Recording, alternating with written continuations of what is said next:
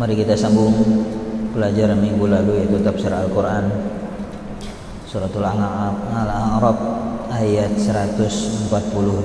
Waqad qala Allah Ta'ala fil Qur'anil Azim wa huwa asdaqul qailin. A'udzu billahi minasyaitonir rajim. Bismillahirrahmanirrahim.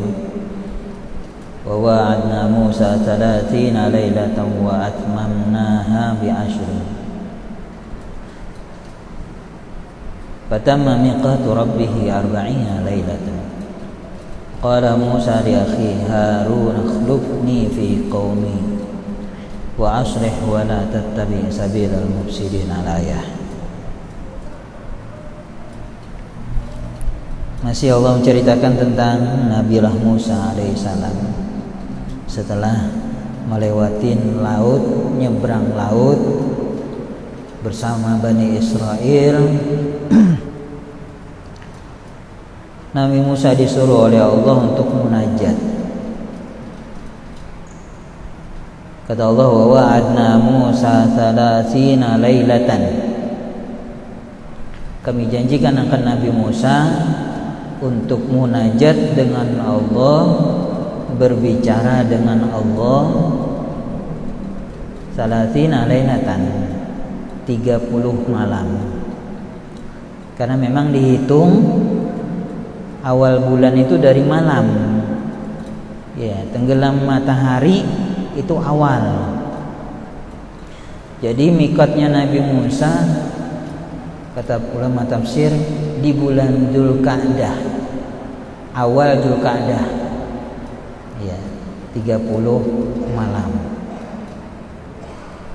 Para nabi-nabi terdahulu sering munajat dengan Allah, tapi dikhususkan Nabi Musa kalimullah, munajat, berbicara dengan Allah secara langsung. Ini khusus Nabi Musa, ya. Makanya beliau digelar kalimullah. Itulah mukjizat para nabi dan hobi, kesenangan.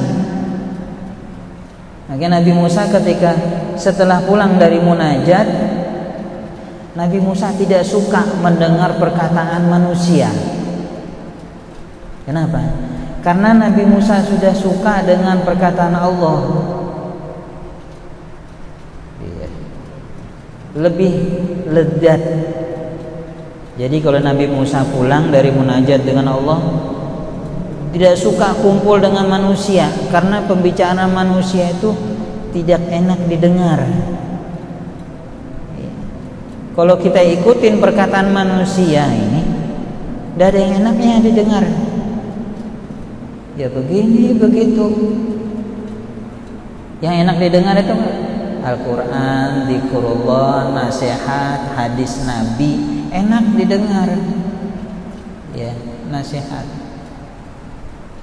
Kalau cuma perkataan manusianya saja sudah dikatakan rugi. Ya. Wal asri innal insana lafi khusrin. Manusia itu rugi. Allah sendiri bersumpah demi masa. Illal ladzina amanu wa amilus solihati wa tawashaw bil haqq wa tawashaw bis sabr. Itu saja yang tidak rugi. Kalau dengerin ucapan manusia saja yang tidak mengingatkan kita kepada Allah, tidak mendekatkan kita kepada Allah, rugi.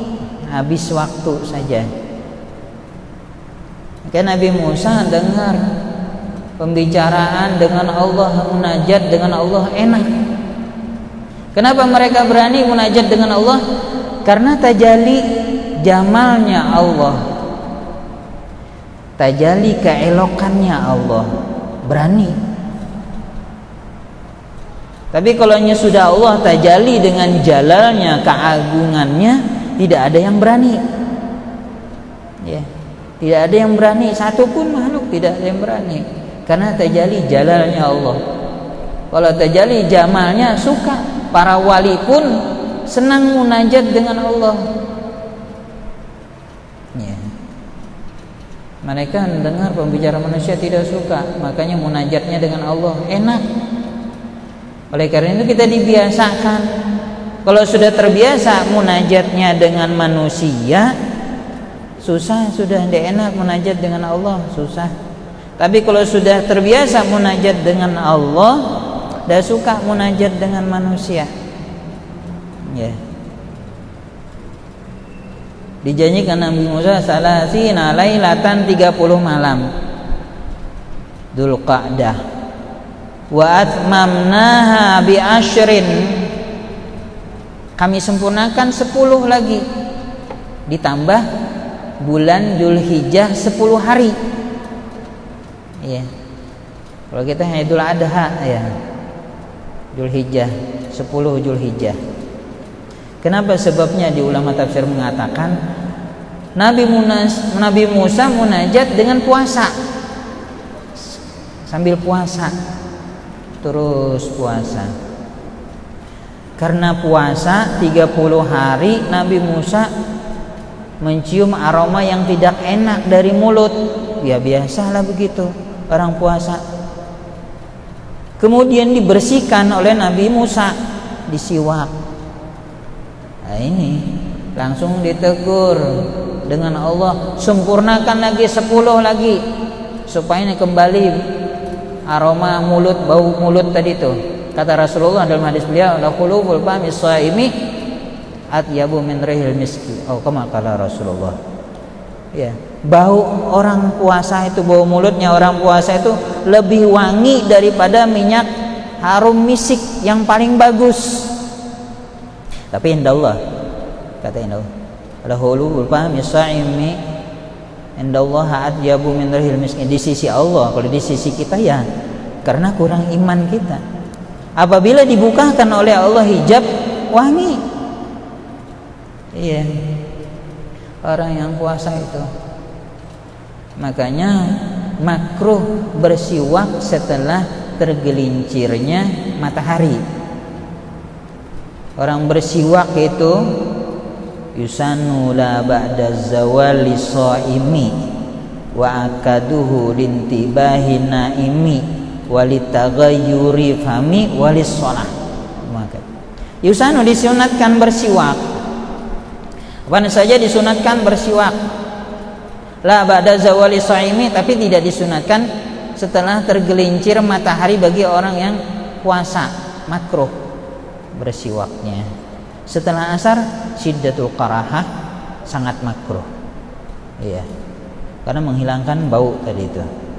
Walitaghayyuri fami, disunatkan kalau berubahnya mulut, disunatkan bersiwak. Walissalah, atau waktu sholat bersiwak. Iya. Kata Rasulullah, laula asyuka ala ummati la amartuhum bisiwak inda kulli shalah, atau kama qala Rasulullah. Kalau saya tidak memberatkan atas umat saya, karena mungkin sangat berat, susah, la amartuhum bisiwak, ini saya suruh mereka bersiwak. Ini siwak. Iya. Sunnah Nabi. Inda kulli shalah, ketika tiap sholat. Hadis Nabi, rak'atan bisiwakin khairum min sab'ina rak'atan bi ghairi siwak. 2 rakaat pakai siwak itu lebih afdal daripada 70 rakaat tidak pakai siwak. Iya. Misalnya si A pakai siwak 2 rakaat saja, kita 70 rakaat dulu baru sama dengan dia. Capeknya iya. Sholat tarawih aja berapa rakaat? 20 tambah 3 witir, udah nyampe 70. Kalau 70 antara maghrib isya bisa sampai, baru kelar. Dia cuma 2 rakaat saja, gampang. Cuma begini saja, dengan kayu harganya pun cuma 15.000, ya harus dibersihin. Nah, yang udah dibersihin nanti cara bersiwak ada 2 kefiatnya. Ada bentuk dari atas, pegang tangannya begini, ya, pegang tangan dengan siwak. Kalau panjang, kalau pendek ya pendek. Kemudian dari atas muter kanan ke bawah, naik lagi ke atas, berjadi bentuk angka 8 3 kali. Kemudian di lidah memanjang, dikerik begitu. Atau dari atas muter begini 3 kali, baru di lidah. Ya. Supaya menghilangkan balgam. lendir-lendir itu. Sunat. Mau baca Quran sunnah pakai siwak, zikir sunnah pakai siwak, masuk rumah sunnah pakai siwak, masuk masjid sunnah pakai siwak. Iya. Mau tidur sunnah pakai siwak. Iya. Kalau bangun tidur, marik itu kalau bisa air campur dengan air ditelan. Jangan sebelum kumur-kumur. Itu. Atau makan kurma. Makan kurma kita belum membersihkan mulut kumur-kumur, ma'ariknya makan kurma, ma'arik dengan liur kita habis tidur itu dimakan obat racun. Iya, apalagi yang 7 butir kurma ajwa lebih bagus lagi. Nanti baru disiwak. Iya. Bersihkan. Nabi Musa bersiwak, tegur, tambah lagi 10. Iya, karena puasa. Baunya mulut orang puasa itu lebih wangi indallah di sisi Allah min rihil misk daripada bau minyak wangi yang paling bagus. Wa atmamnaha, kata Allah, kami sempurnakan akan itu miqatnya bi asyrin dengan 10. Fatama miqatu rabbih, sempurnalah miqatnya 40. Kata ulama, kalau amaliyah, amalan usahakan 40 baru dipindah diganti. Kalau dipakai terus menerus, alhamdulillah seumur hidup terus amaliyahnya dipakai. Tapi kalau banyak mau dipakai semua susah, tidak cukup waktu, paling tidak jangan dirubah selama 40 hari. Bacanya 40 hari karena kebanyakan digilir. Ini amalan ini lagi sampai 40 kali begitu. Kalau yang rutinan usahakan jangan dirubah. Ya sudah, amaliyah. Ditambah boleh. Ditambah yang perbanyak boleh, yang dirubah jangan. Kecuali terlalu banyak jadi digilir. Ya. Usahakan jangan sampai kurang dari 40 hari. Fatamma miqatu rabbih arba'ina lailatan, 40 malam. Wa qala Musa li akhihi Harun, ketika mau berangkat Nabi Musa berkata li akhihi, bagi saudaranya Nabi Harun alaihi salam. Berdua. Iya. Kenapa beliau ikut? Karena Nabi Harun ini penyampaiannya lebih bagus daripada Nabi Musa. Karena Nabi Musa itu lidah beliau itu ada sedikit cacat di waktu kecil. Ini diantar oleh Allah ke kerajaan Fir'aun lagi bayi. Bukan Fir'aun yang cari Nabi Musa, mau bunuh Nabi Musa, tapi Allah yang kirim Nabi Musa. Ini antar sana, dikirim langsung ke dalam istana Fir'aun. Ayo, kata Allah, bunuh. Ya. Kan Fir'aun membunuh bayi-bayi yang lahir, takut nanti bayi yang lahir itu akan menghancurkan kerajaannya. Dibunuh semua bayi Bani Israel. Allah kirim Nabi Musa di hadapan Fir'aun. Ayo bunuh situ, kata Allah, kalau bisa. Inilah Allah. Jadi tidak usah takut. Semuanya apa yang terjadi itu ketentuan Allah. Kalau tidak ditakdirkan Allah, tidak akan terjadi. Jadi tidak usah takut. Umur orang sudah terbatas, dibatasi oleh Allah dengan ajal. Iya, tidak akan mati kecuali ajal datang. Biar mau lari kemanapun udah ajal datang, ya datang ajal. Udah ketentuan Allah, jadi kita tidak perlu takut. Ayo, Allah antar di depannya Fir'aun. Tinggal apa kekuatan Nabi Musa? Tidak ada kekuatan, bayi. Tinggal ambil, tuh mati Nabi Musa, kan begitu logikanya. Ini udah bakal yang sembunyi saja dicari Fir'aun, apalagi yang diantar ke rumah. Ternyata Allah punya mau, Allah kuasa. Iya, tidak apa-apa. Diantar. Nggak curiga. Nabi Musa tangkap nih bayi, karena bayi itu anak-anak suka lihat jenggotnya. orang Arab dipegang, ditarik sama Nabi Musa jenggotnya Fir'aun, sakit. Wah, ini orangnya nih yang berani, tidak ada yang berani tariknya jenggot Fir'aun. Ini satu ini saja bayi lagi, ya pasti ini sudah yang jadi ini akan hancurin kerajaan, mau dibunuh. Kata istrinya, jangan dulu, dites dulu. Dia tidak tahu karena dia kecil. Dites, kasih kurma sama bara api, ngambil yang mana dia? Kalau ngambil kurma potong, matiin. Kalau ngambil bara berarti enggak. Nabi Musa pintar, anak kecil, ya nyata ngambil kurma. Ini kurma makanan, dia ambil kurma. Ketika tangan Nabi Musa mengambil kurma, maka Jibril diserongkan ke bara api. Orangnya pintar, mau ngambil kurma, coba ngambil kurma, ya, diambil, diserongkan, ngambil bara api, dimakan, dimasukkan ke mulut. Ini lidahnya Nabi Musa sedikit cacat, jadi kalau berbicara susah. Makanya Nabi Musa berdoa, Rabbi shrah li sadri wa yassir li amri wahlul 'uqdatan min lisani. Lepaskan nih ikatan di lidah ini, susah untuk berbicara. Wahlul 'uqdatan min lisani yafqahu qawli. Itu Nabi Musa. Jadi kalau berbicara susah. Kalau Nabi Harun mudah menyampaikan, orangnya juga lembut. Kita tahu saja Nabi Musa bagaimana sifat beliau. Iya. Pokoknya beliau maunya itulah sifat Nabi Musa. Biasa sifat manusia, tetapi mereka dengan Allah khususiat. Iya. Sifat manusia berbeda, ada yang keras, ada yang lembut, sama. Iya. Ketika Rasulullah habis perang Badar, itu tawanan perang Badar banyak 70 orang. Rasulullah musyawarah dengan sahabat, sahabat itu, gimana dengan ini tawanan perang ini gimana?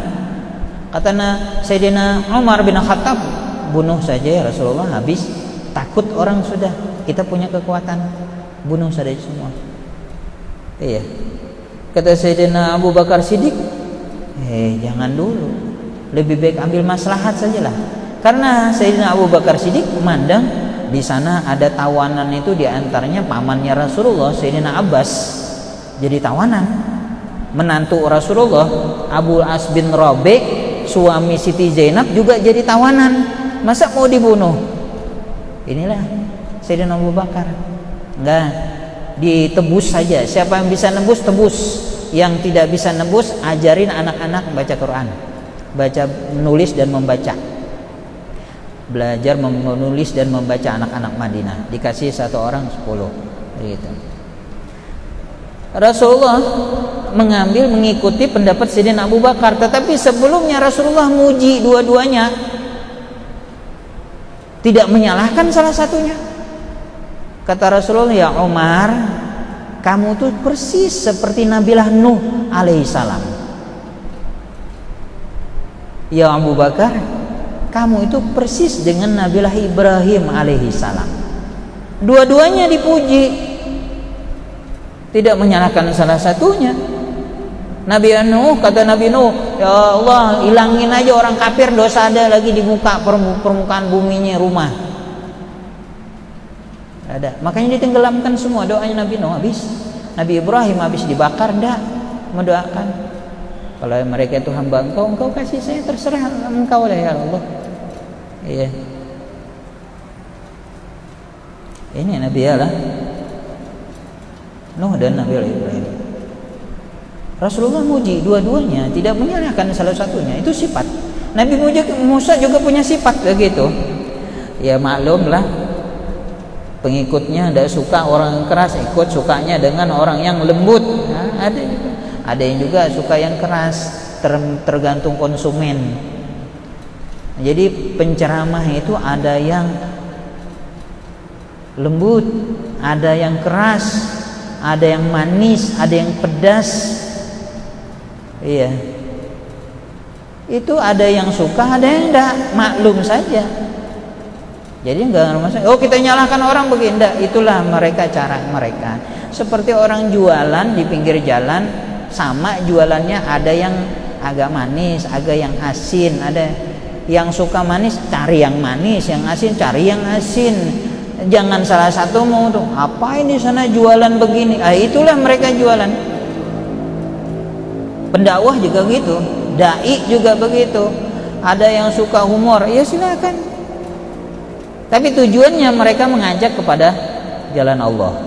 Itu saja. Semua mengajak ke jalan Allah. Yang kita jangan salah satu mencela yang satu.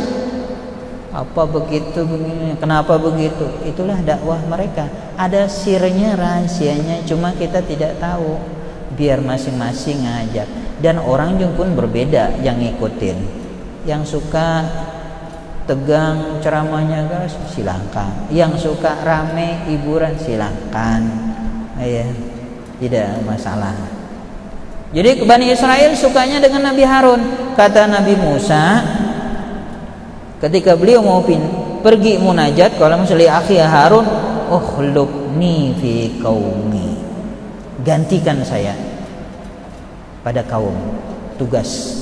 Kalau Nabi Musa ada, diam semua, ada yang berani. Nabi Musa tegas orangnya. Nabi Harun pengganti, membimbing. Ini resikonya dua. Pengganti ini resikonya dua. Tanggung jawab di bawah, tanggung jawab di atas. Kalau yang pemimpin langsung saja, tidak ada urusan dia begini perkataan harus ikut semua. Itu yang di atas. Pengganti ini agak susah. Nabi Harun waktu itu, wa aslih, iya, bagusin ya, damaikan, tenangkan segala perkaranya itu. Ini. Jadi tujuan Nabi Harun yang penting damai. Ya ada urusan gitu. Ketika Nabi Musa pergi, kaum minta carikan Tuhan. Nabi Musa Samiri bikin Tuhan dari anak sapi. Dari emas-emas yang dibawa oleh Bani Israel ditempa, dibikinkan patung anak sapi, dimasukin tanah dari telapak kudanya Jibril, hidup. Nah, ini sudah masalahnya. Pro kontra di situ kaum Bani Israel. Ada yang tidak ikut, ada yang ikut, pecah. Mau ditinggalkan oleh Nabi Harun, enggak. Terpaksa damai. Ini yang penting dah, kamu nanti keputusan tunggu Nabi Musa. Yang penting kamu satu sama lain jangan ribut dulu. Nanti ada keputusan. Tanggung jawab Nabi Harun kepada Nabi Musa, dan juga ini sedikit pelan-pelan ngasih tahu ini tidak boleh, dakwah tetap Nabi Harun. Inilah orang, karena dia pengganti pemimpin. Mendamaikan itu lebih penting, damai. Karena kata Rasulullah, itu aman itu nikmatan, nikmat yang banyak yang tidak diketahui oleh manusia itu aman. Iya, kayak kita alhamdulillah aman, bisa ibadah satu sama lain itu aman, alhamdulillah. Itu nikmat yang paling besar. Tapi kalau sudah tidak aman lagi, naudzubillah, kita lihat di belahan bumi sebelah timur tengah di sana. Iya, mereka susah. Mau sholat saja susah, ibadah susah. Waktu bulan puasa bukan 12 jam, 14 jam puasa, tapi 24 jam puasa. Mau dimakan apa? Minum apa? Kenapa? Tidak aman. Yang penting aman saja. Kita bisa beribadah dengan Allah, minta dengan Allah, Allah yang ngatur semuanya. Ya, bolehlah kita waspada, itu disuruh. Tetapi ingat, in tansurullah yansurkum wa yutsabbit aqdamakum. Kita tolong dulu Allah. Mananya? Pelihara agamanya Allah, jaga agamanya Allah, ibadah itu diterusin. Kita hubungan kita dengan Allah, biar Allah yang ngatur. Kita tidak bisa ngatur makhluk. Kita hamba Allah. Keyakinan, keimanan kita dengan Allah. Makanya serahkan dengan Allah, tawakal dengan Allah. Kita urusan kita ibadah, jaga agama. Generasi kita ajarin, inilah yang benar, ini yang salah, begitu. Kita punya agama yang menyelamatkan kita sampai akhirat. Wa aslih wa la tattabi' sabilal mufsidin, kata Nabi Musa, wala tattabi', jangan ikutin sabilal mufsidin, jalan orang yang bikin rusak, yang bikin adu domba, merusak kita supaya kita tidak aman. Jangan diikutin, diam saja dulu. Ya, kita jangan ambil keputusan. Yang penting kita jaga keamanan kita. Pemerintah boleh saja kita himbau, kita tidak diam. Iya. Kita harus sampaikan, oh begini, nanti urusan pemerintah. Iya. Kita jaga saja. Kalau ada begini orang yang bikin rusak, makanya tadi Musa, wala tattabi sabilal mufsidin, jangan kalian ikutin jalan-jalan orang yang bikin rusak. Yang bikin rusak keamanan. Yang tadinya enak ibadah, gara-gara satu kita terusin saja ibadah. Jangan ditinggalkan agama, jangan ditinggalkan masjid, jangan ditinggalkan tempat-tempat ibadah. Iya. Allah kasih aman dari apa segalanya. Allah kasih aman. Seandainya pun tempat ibadah, misalnya kita ada musibah di tempat ibadah, Allah kasih pahalanya besar. Allah kasih pahalanya syahid. Iya. Mati sama di mana-mana mati. Kita cari mati yang mulia, yaitu mati syahid. Di mana? Tempat ibadah. Untuk sementara tempat ibadah. Iya. Allah tidak akan jauhkan daripada segala ujian Allah, bala Allah. Innallaha ta'ala idza anzala ahatan minas sama'i ila ahlil ardi surifat an ummaril masajid. Rawahu Ibnu Asakir an Anasin. Ini daripada baginda Rasulullah. Kalau Allah mau turunkan azab, Allah turunkan bala dari langit kepada penduduk bumi, Allah singkirkan daripada orang yang memakmurkan masjid, orang yang memakmurkan rumah Allah. Iya. Ini keimanan bikin kekuatan di dalam hati. Ketika orang berjamaah, kekuatan itu akan menyatu, akan bikin kekuatan yang lebih besar. Ketika mereka berdoa, Allah dengar doanya. Tapi kita sendiri yang menjauhi Allah, bukan Allah yang jauhi. Kita sendiri. Pada hakikatnya memang Allah yang tidak mau dengan mereka. Ini yang hati-hati. Bukan kita. Oh, kita rasa malas tidak mau dekat rumah Allah. Bukan, Allah yang malas dengan kita. Kita sendiri yang tidak mau, tidak peduli dengan agama Allah. Kalau kita pelihara agama Allah, pelihara apalagi sholat, hafidhu ala sholawati was sholatil wusta wa qumu lillahi qanitin. Pelihara sholat. Sholat juga berkata dengan Allah, minta hafidhakallah kama hafadtani. Mudah-mudahan Allah pelihara kamu seperti kamu pelihara saya, kata sholat. Ketika orang yang menyia-nyiakan sholat, kata sholat, dayyakallah kama dayyatani. Mudah-mudahan Allah sia-siakan kamu seperti kamu itu menyia-nyiakan saya. Katanya jangan ikut orang yang bikin rusak. Waspada silahkan, tetapi jangan ikutin supaya tambah nanti berbuat kerusakan, bikin ribut. Keamanan adalah nikmat yang paling besar diberikan oleh Allah Subhanahu